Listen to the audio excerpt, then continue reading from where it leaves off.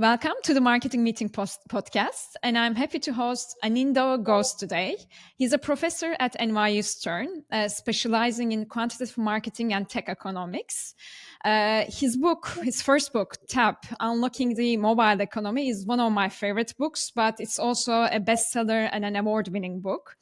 Now I'm really excited that his second book is coming up, which is Thrive, Maximizing Wellbeing in the Age of AI, and we'll talk about it at this episode. Welcome, Anindya.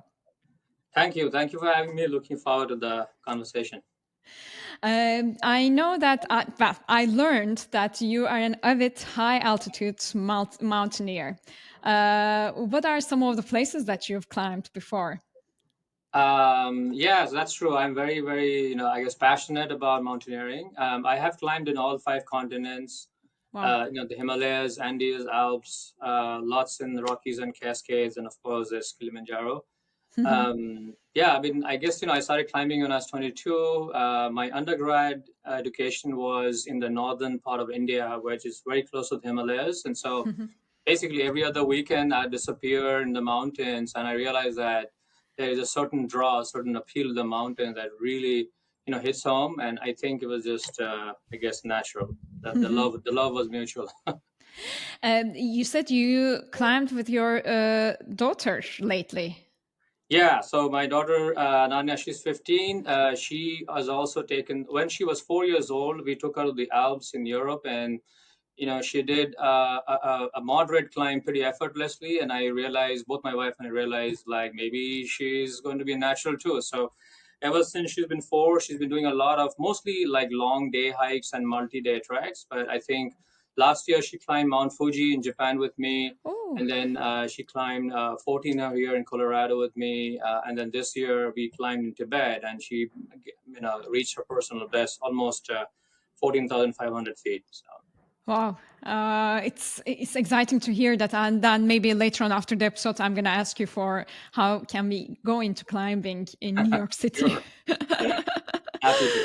I'm just looking at all these glass cleaners nowadays. It's summertime and everyone is cleaning their doors. And sometimes when I see them sitting on just like one plate, it's just like scaring me a lot. It's a tough job. They have a tough, risky job. I Yeah. appreciate the work they do, and they have to be harnessed up all the time. And it's a really risky and tough job. So a lot of kudos to those people. Yeah, I agree. So from there, I'm jumping on to the topic, which is AI. And before I, ask questions about the upcoming book, can you tell me how does AI differ from previous technological advancements, and how is it similar? Sure. So I think of AI as another GPT, a general purpose technology. Every new GPT comes with its own set of challenges and opportunities. By construction, they often like redefine industries. They make new firms. They make certain jobs obsolete, but they also increase productivity. What is different about AI is that it's significantly more layered and more complex and intangible than prior GPTs. Like think about electricity or cars, right? When people talk about electricity, you could see the lights switching on and off, but you can't see AI. When people talk about transportation and computing, you can see a computer working, you can see the cars moving, you don't see AI. So AI is more intangible. And so this is the reason why we see these extreme narratives that swing from dystopia, like AI is going to take over all our jobs, to utopia, depending on who's narrating. And so, that's part of the reason why we wrote this book, to kind of lift the hood of AI for regular people, using the context of how it's actually embedded in, everyday life. In things they care about, like health and education and work and relationships. And I can talk more about that. What was the driving force to write this book, Thrive, Maximizing Wellbeing in the Age of AI? Because I was curious about especially the second part, maximizing well-being. What made you put that headline to the book's name? Right. So the book is a joint work with me and Professor Ravi Bhakna. And both Ravi and I have been immersed in the AI space for the last 20 years, through consulting and research and other kinds of projects. So we've had a very hands-on experience in actually coding, building the models, the classifiers. So we've seen the good, the bad, and the ugly. And we realize that all around the world, everybody, when people talk about AI, the only narrative we see is this negative fear mongering, this kind of a cottage industry that's trying to create a lot of fear. And so we're not dismissing that they can be negative, but there's a lot of positives. And so what both Ravi and I realized, there is a market, there should be a demand for a book that also, leaving the media's hunt for eyeballs and clicks. We know that negativity sells, right? So that's why it's Yeah. easy to write negative stories. But we also feel that, look, AI is here to stay. And we believe that an informed and educated citizenry is the missing ingredient for us to get AI to work for the benefit of society. You know, and so that's what people like, for instance, like people don't realize, but we actually give a lot of details in our book that AI is actually keeping us more safe than what many people would imagine. So that's sort of the motivation for writing this book. In the book, I think you talk a lot about the House of AI framework. Right. And I read an article this morning about that online. And then it was like an introduction to House of AI. And I would like to touch base on House of AI. What does that mean and how it works? Sure, sure. So that is one of my favorite parts of the book, and partly because it comes from both Ravi and my joint hands-on work with companies. Uh, um, so one prevalent misconception about AI is that people equate AI with something like ChatGPT. Okay, so ChatGPT is indeed an impressive large language model. It's developed by OpenAI and Microsoft and so on. But that's just one small facet of artificial intelligence. In our experience, I work with more than 50 companies at this point in different parts of the world. In our experience, AI encompasses a much more wider range of technologies and applications, including like traditional machine learning and like involving prediction and optimization, causal analytics, prescriptive optimization, deep learning. So what we did is we said, hey, look, I also run the AI program at NYU, which is part of my day job. Being a professor, I am the director of the Masters of AI program. And so in that capacity also, I have to be heavily hands-on involved in the real world with companies because our students do these capstone projects that are year-long projects. Okay? And these are not just like some, kind of artificial data and analytics project. These are real companies where they solve real problems.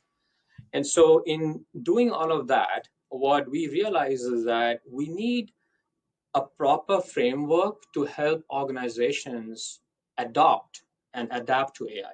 Okay. And so what the House of AI does is that it provides a strong foundation at the bottom. The foundational layer is data engineering. And between him and I, like we have like 4 decades of experience, and we believe, both of us believe, that between 60 to 70% of the project time in analytics should be in data engineering.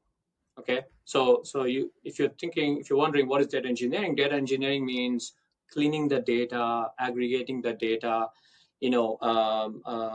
curating it in a way where you account for missing variables, missing observations, because if you don't do the cleaning of the data, then there's this garbage in, garbage out problem in AI, right? So if you have to be able to make meaningful inferences from your AI models, you need to be able to clean the data.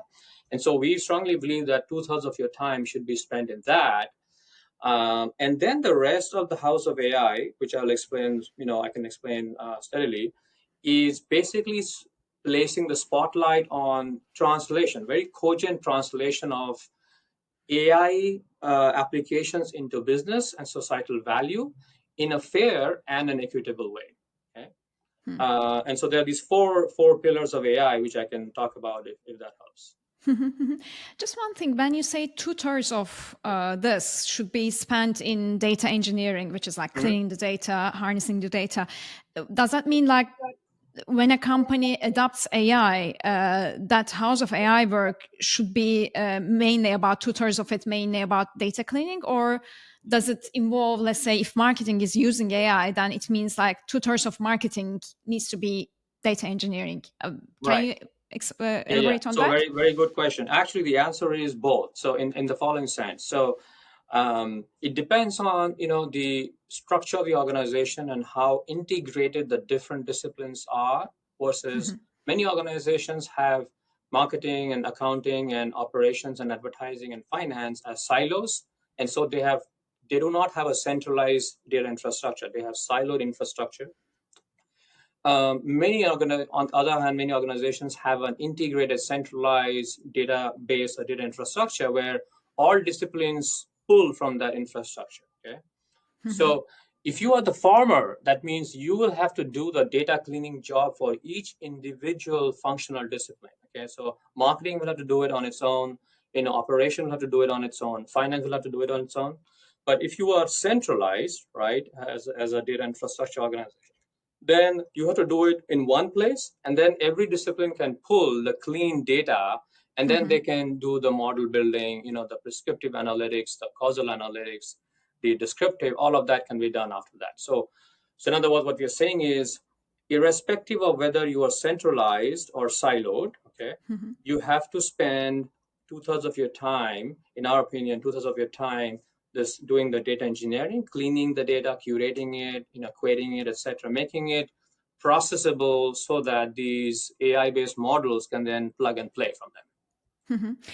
In terms of when you say about data engineering, does it vary? Because I'm asking sometimes 101 AI questions, so bear with me on that. Sure, yeah, of course. But does it differ from one company to the other? For example, let's say two companies, they are doing both centralized data engineering, but the way that how you data engineer your data, does it depend on your strategy, on your goal, on what you want to get out of from this data, or that data engineering and cleansing the data is a Right. very like plug and play work? No, it has to be customized. So it has to be customized. Let's just take marketing as an example. B2C marketing, as you very well know, is very different from B2B marketing.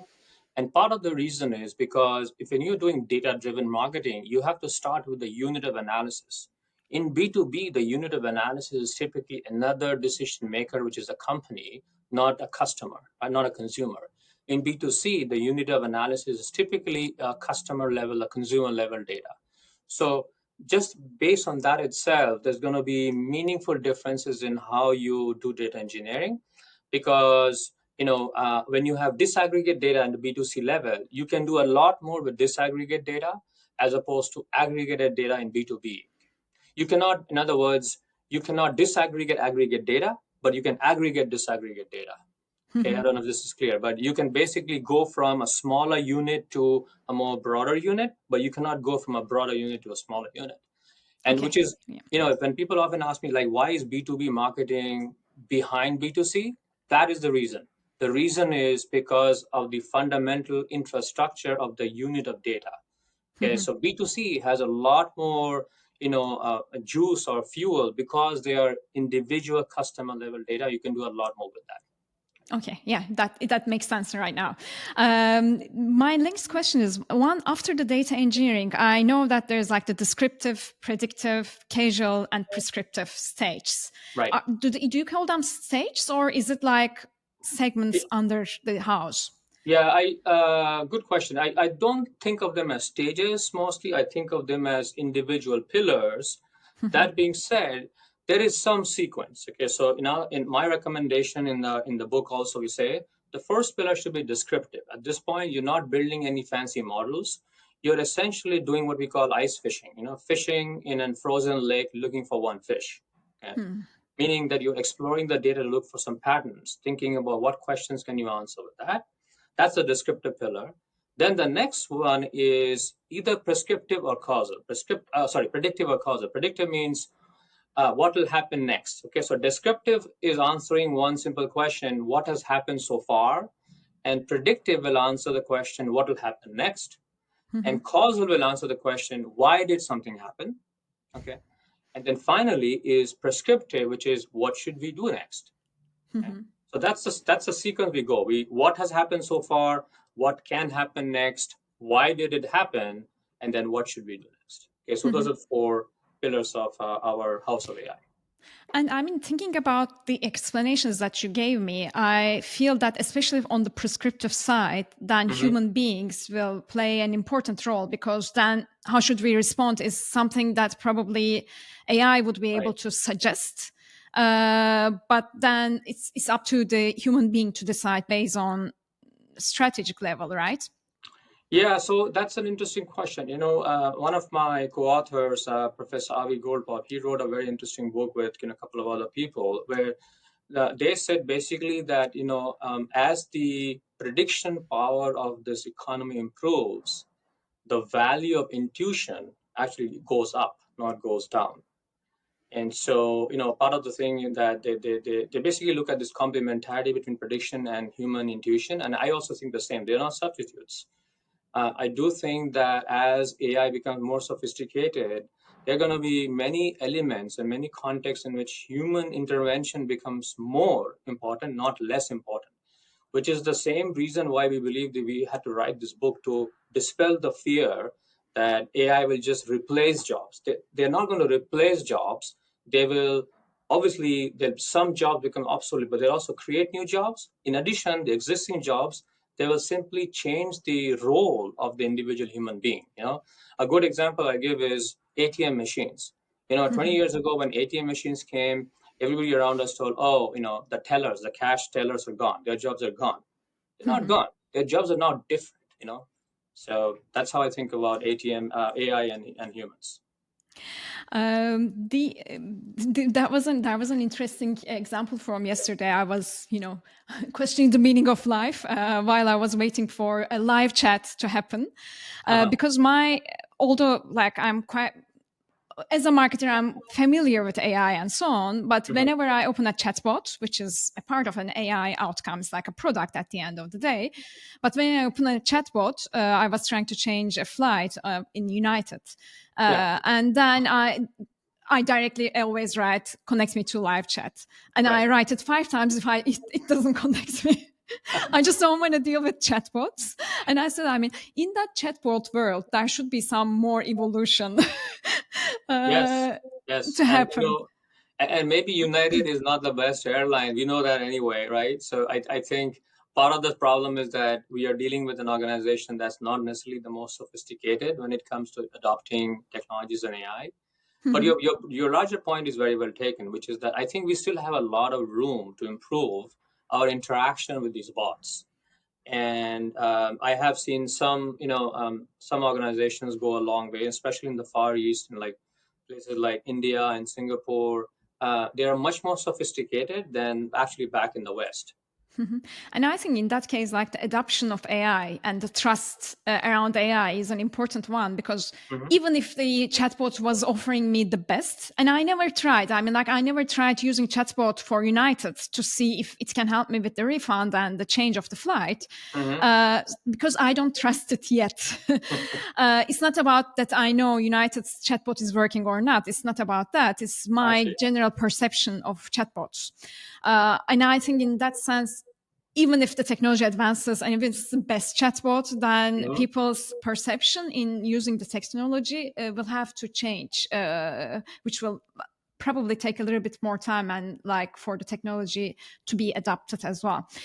You Yeah. mentioned on top of the house, there's the AI powered society, and Mhm. underneath is ethical, equitable, explainable, and fair AI. Right. So this is the part that a lot of people are discussing right now, Hmm. because we can already imagine the bad use cases of AI, Hmm. and then people are worried about that a lot. But for you, how is an equitable, fair AI is? How do you think about that? Yeah, so technically speaking, the solution is not that difficult. The solution is to minimize or remove algorithmic biases, right? So what does that mean? What that means, you see, an algorithm is basically as good or as bad as the data set on which it is trained. Okay. So a good data scientist, before they train the algorithm, they will actually explore a lot of time in the data, looking for outliers both on the left tail and the right tail of the distribution. Because these biases come from the outliers. The biases don't come from the mean or the averages, right? They come Mhm. from several standard deviations on the right or the left. And so a good data scientist will basically explore and remove these outliers, or at least try to understand the reason for the outliers. Okay. So the technical solution to algorithmic bias is really straightforward. It's not as complicated as people think it is. And so that's what I would like when I consult for companies in this issue. I start with the ground level and say, let's sit down with your data science team and spend a lot of time exploring these outliers in the data, because I want to make sure that we eliminate or mitigate the biases right at the top of the bat. Okay. Then we are on the right path towards a fair and equitable and more ethical AI, right? Because these outliers have been removed, right? So Mhm. that's like the very first step. Beyond that, then of course, as the new data comes in, it's not a one shot process. You have to continually explore the new data and make sure that you continue to mitigate these algorithmic biases in the new data that's generated as well. So it's an ongoing process. Mhm. And I think in that sense, there is a lot of work to do for the data engineers and also from the Right, management up to the data engineers to see, okay, what's for our company, what's equitable, what's fair, right. and what are the filters that the data team should be following as a company, not to fall Exactly. into And that traps. So, I exactly. mean, as a marketer, I have a question. So, we have the House of AI framework, and I'm a Mhm, marketer. How mhm. can I apply this House of AI framework to my function at work? Yeah. So, I'm also a professor of marketing, and I do a Yeah. lot of marketing consulting. So we have applied the House of AI in like dozens of projects at this point. I start with my favorite one. My favorite one is marketing mix modeling, followed by multi-touch attribution modeling. Those are my two favorite ones, and they're favorite because they're heavily quantitative. They have elements of both causal inference, predictive modeling, as well as prescriptive modeling, with one caveat, which I'll come to. So it covers descriptive because you first have to explore what are the inputs to your marketing campaigns. Then you look at what might happen next. You look at substitution. So like when I work with companies, I am taking their Google campaign data, Facebook campaign data, Twitter, TikTok, LinkedIn, Pinterest, all of the data, and I'm looking for substitution possibilities to see how do I increase the ROI of this Mhm. particular company's campaign. Then I design incrementality tests. For causal inference, I do these randomized controlled experiments, A/B testing. These are called incrementality tests, which also helps me with this question of how do I maximize the ROI for my client by substituting different ad campaigns between Facebook and Google, or Google and TikTok, or TikTok and Twitter. So we keep doing that. And so the one caveat I said where you can also do prescriptive analytics for marketing is in budget allocation. So one of the most complex problems for marketers is how do I allocate the budget, right, across these different channels? I have TV and billboard and internet and mobile and direct newspapers, right? So how do I allocate the budget? So I've done that kind of work maybe 15, 20 times now for different companies.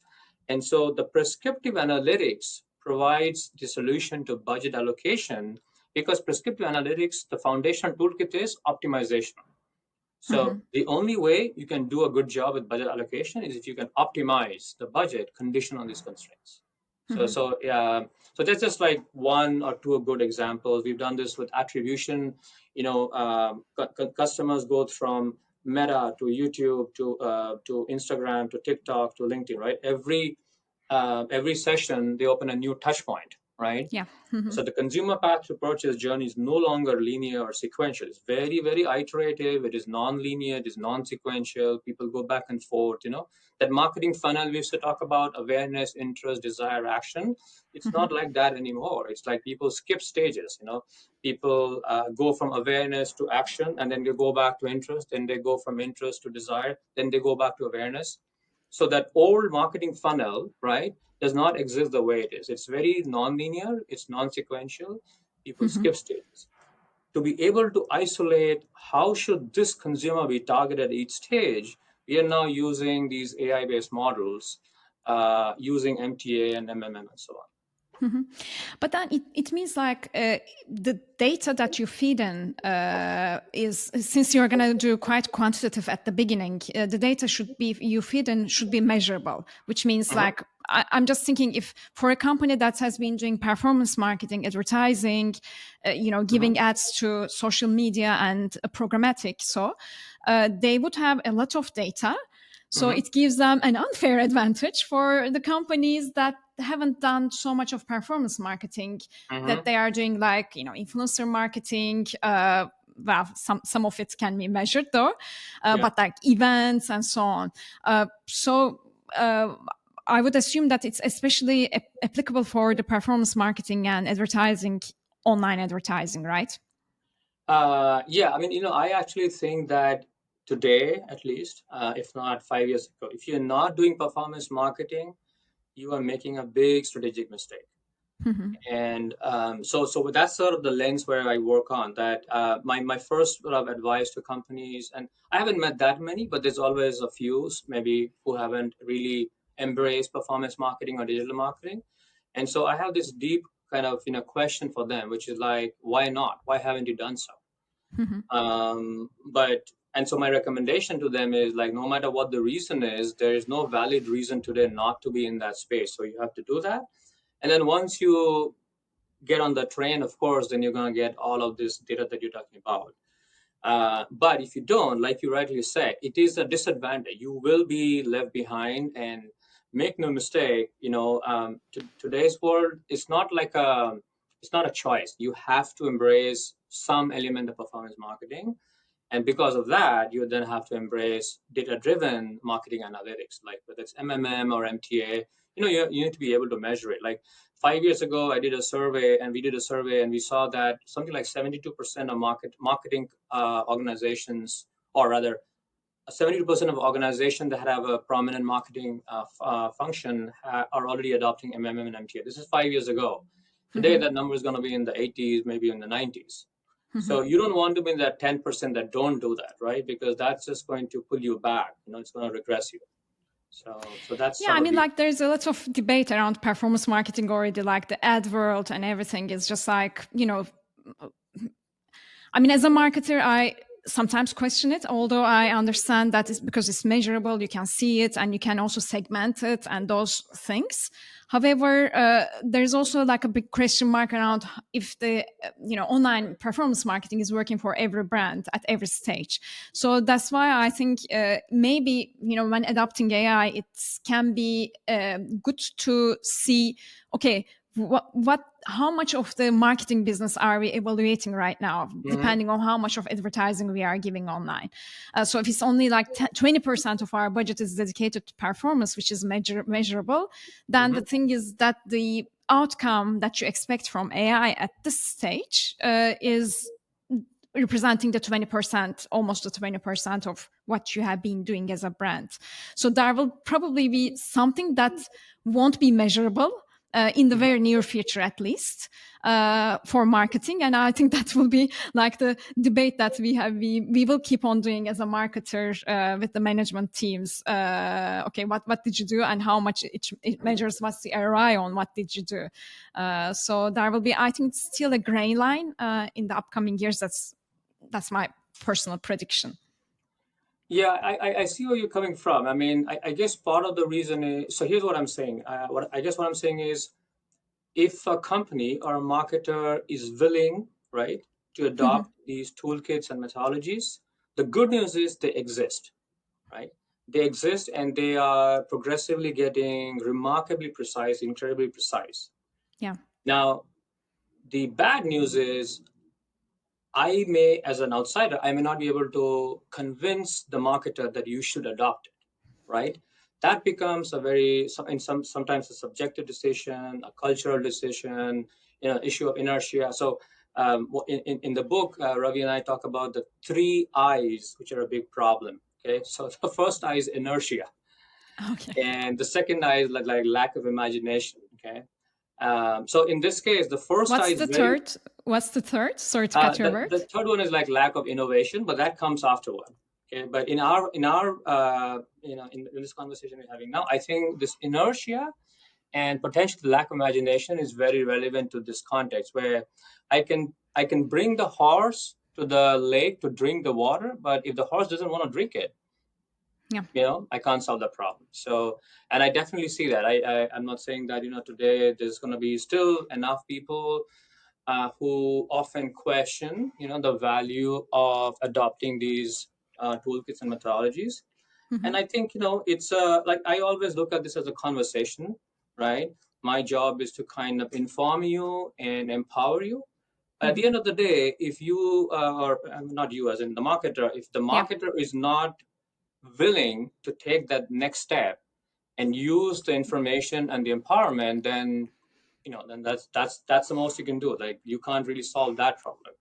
So I guess the nutshell is the good news is we have the technologies and the models and the algorithms to solve the problem, but the marketer has to first change their mindset.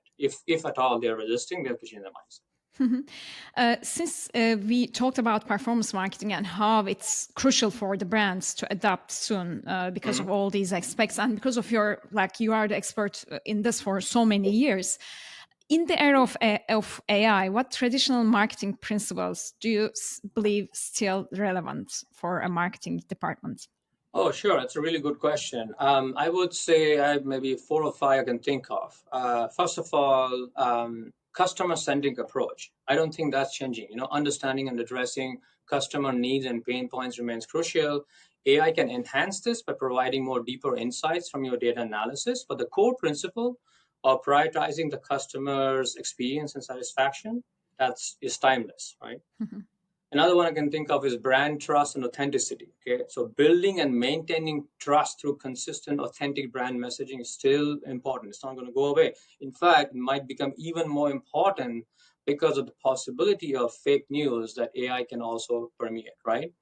So even if AI, some people will say, well, Anindya, doesn't AI personalize interaction so it'll, solve this problem? Even if AI, excuse me, even if AI personalizes interaction, I think the authenticity of the brand's voice is what resonates with consumers at a deep level. So I still think that's a fundamental principle that will not change.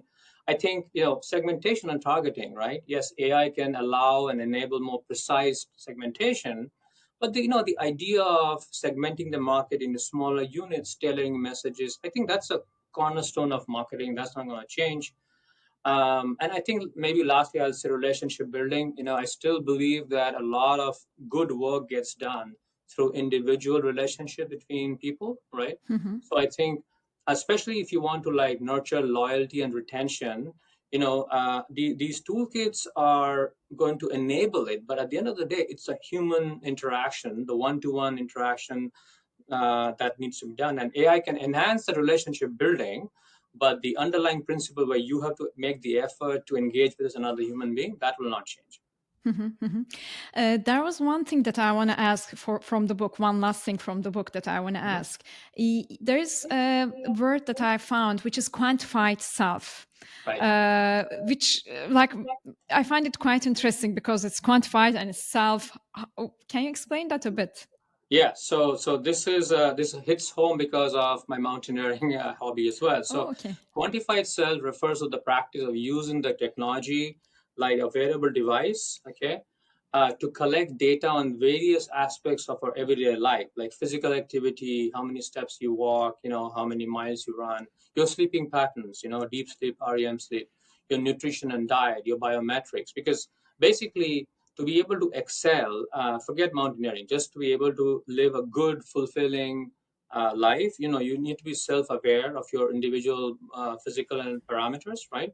And so what this wearable device movement has done is it has helped us quantify our wellness, you know? Mhm. So nutrition, sleep, and exercise, the three things, now you can quantify it, right? We've actually done a lot of research with medical practitioners on in this space. We have shown that roughly about a 15-month period after adopting a wearable device, the customer is the patient, for example, of chronic diseases, we see that patients with diabetes and blood sugar, they show a drop in their blood glucose and H1AC levels by following the three practices of better nutrition, longer sleeping, and more exercise. Okay, and we do these randomized experiments to monitor patients' behavior. So that's what the quantified self comes in. Mhm. And then, in the book, we talk a lot about how AI is actually improved healthcare. So we talk about personalized medicine, like AI can analyze the genetic information of patients and offer personalized treatment plans.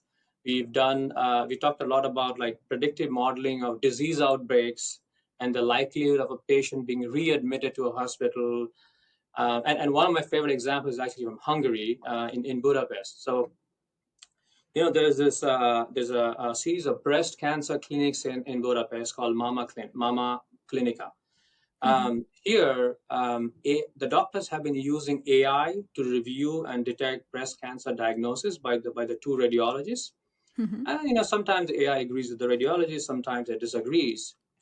But in fact, there was a New York Times case on this as well, that in these mama site clinics in Hungary, there have been 22 cases documented in the last 3 years in which AI actually identified cancer that was missed by both the radiologists. Okay. Oh, And these okay. are 22 people now owe their lives to AI. And there's another 40 people that is under review. So I don't have the latest results yet, but some significant fraction of that may also turn out to be a false negative. That means you're talking about 30 or 40, 50, 60 lives being saved. And that's just like in one clinic in one city in one country. Now Mhm. extrapolate in multiple thousands of cities in 196 countries. Mhm. So But was that through wearable devices, or was that through like some documentation and feeding the system with the patient's data? yeah, no, this was the example where we were basically they were looking at how AI algorithms can enhance human radiologists, when they're trying to detect cancer. So Mhm. the story is that we were looking at different examples of how predictive analytics and AI is helping with disease outbreaks or patient healthcare quality and all that. And one of the specific examples we talk about is this cancer detection. So because see, cancer detection is now done by radiologists, and they are human beings, but that's why they can make mistakes. They're experts, but like every expert, you can make a mistake. Yeah. But so the story, the silver lining is even today, when the expert makes a mistake, AI has been able to detect 22 confirmed and another 40 potential cases that the human beings had missed. Mhm. Mhm. Perfect. So I will ask a question about mobile economy, because your first book, Tap. Right, This is the last question about on this episode, and your first book, Tap, was about mobile advertising. right. And with the rise of AI and all the other technologies, how do you see mobile and mobile advertising evolving in the next years? Yeah, so I think it's again a great question, which encompasses, the previous question you had, which is, are certain marketing principles still relevant, and what will be different, right? So I think many of the principles we talked about will still be the same, but the something that will be different, especially in the mobile economy, is again content creation and curation. Okay, because now AI not only produces more interesting multimedia content, diverse content, but it does this at a faster speed and at a bigger scale. Okay, I think with AI and mobile marketing, we can now map this customer journey a lot better. Remember I was saying that the traditional IDA path was linear: awareness, interest, desired action. Yeah. That's not how it exists anymore. And today in the mobile economy, when more and more people are using mobile devices to finish their entire shopping journey, we have to do a much better job in mapping the changes in the previous journey to today's journey, which have become non-linear and non-sequential. Okay, so I think mapping the customer journey, better content curation, speed of execution, more scale, and lastly, I would say that I personally still believe that marketing is going to stay a blend of creativeness and data driven analytics. It's not So AI is not going. I don't believe AI will replace creativity, and I don't think it should replace creativity. I think these two things are like two sides of the same coin. There should be a strong intertwined relationship. I think the job of the marketer is to think about the balance, right? What is the right balance between creativity and AI so that data will actually inform creativity rather than stifling creativity? Yeah. On that side, I'm just like when I think about the marketer's role and marketer jobs that's going to be available in the market. I see a lot of data engineers getting involved, but the other part of it is that the current marketer or the upcoming marketers getting skilled in using and dealing with these technologies, Yeah. not necessarily need to be being a data engineer on its own, but knowing how to work with a data engineer or like a Exactly. company with a data engineer. Yeah. Because I mean, when I as much as I read the upcoming jobs, for example, I was doing a search and it's all about data engineers, cybersecurity and so on. And as a woman, for example, I'm just like questioning, okay, how does that sit? Because I know that the data engineer roles are usually male driven. And I'm just like, how does that sit as a, gender equity site, which is, I think, another episode, another conversation, all conversation around that. But yeah, I feel that a new marketer, a fresh marketer should be able to, they don't necessarily need to deal with data on their own, but they need to understand and capable of understanding how data works and how it can help them on marketing. Exactly. Yeah. Yeah. Totally agree. Two questions about lifestyle. Those are my always closing questions. One of them is there a book that you would recommend highly, other than the book that's coming up, which I'm quite excited to read soon? First of all, first question is, when is the book coming out? Okay. Yeah. Oh, so the book's coming out on October 1st. It's available for pre-order on Amazon, and some exciting news. It actually hit 3 bestseller lists on Amazon last week and the week before. Wow, So we were I've seen that. I'm quite excited about that. Yeah. Yeah. So 1st of October, it's coming up. And what's your favorite book? In the meanwhile, what we can read? Yes. So this might be a surprise, but my favorite book has nothing to do with AI or technology or analytics or data. It's a book on mountaineering. It's a Oh, book written by Ed Vistiers, one of my favorite role models in mountaineering, and the book's called No Shortcuts to the Top.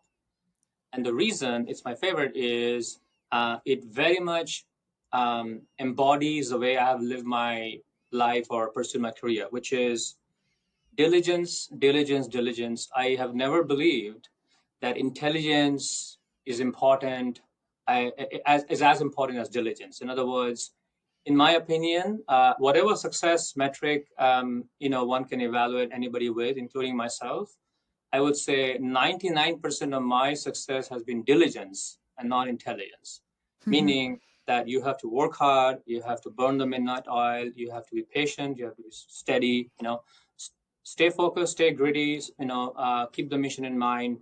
So the Ed Vister's climbing style is very different from someone like Steve House.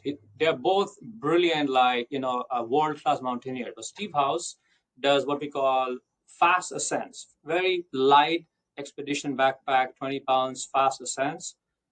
And at Visters does not believe in that. He does long, multi-week ascents, heavy backpacks, heavy loads, slow, steady at a time. You know, Nothing wrong with either one of them. It's a personal style. Um, the reason the book resonates with me is I believe that to be able to achieve whatever metric you have kept for yourself, you have to work hard, you have to stay patient, you have to be diligent, tenacious, you have to persevere. So that's why the book resonates with me. perfect. I'll leave it in the links also as the episode links. And what's your favorite place for coffee in New York City? That's a hard one. So on the weekends, I go to Blue Bottle Coffee because I love their pour over. Oh, yeah. Okay. We can be good friends on that. Okay, great. Yeah, this Blue Bottle, multiple places. On a regular day, I think I'm always like stop for time running from here to there. So I just grab maybe, sometimes Starbucks, sometimes, well, there's a Felix Coffee in my neighborhood. I live in Midtown, so they're pretty nice. but sometimes it's Mato, sometimes it's Starbucks. So, but on Yeah. the weekends, I make the 10-block walk to Blue Bottle Coffee. It also helps me quantify myself and put some steps. Which branch is that? This is 19th and Park Avenue. This is a Blue Bottle 19th. Coffee. Okay. Yeah. Okay. My favorite is one of the ones in Tribeca, and currently they have the Burundi single origin, which I Yes. love a lot. Yes. Yes. Those are And I awesome. hope we can drink that together one day. We Thank you should. We so should. We much. should. Thank you Definitely. so much for joining me, Aninda. Thank you, too. Thanks for having me.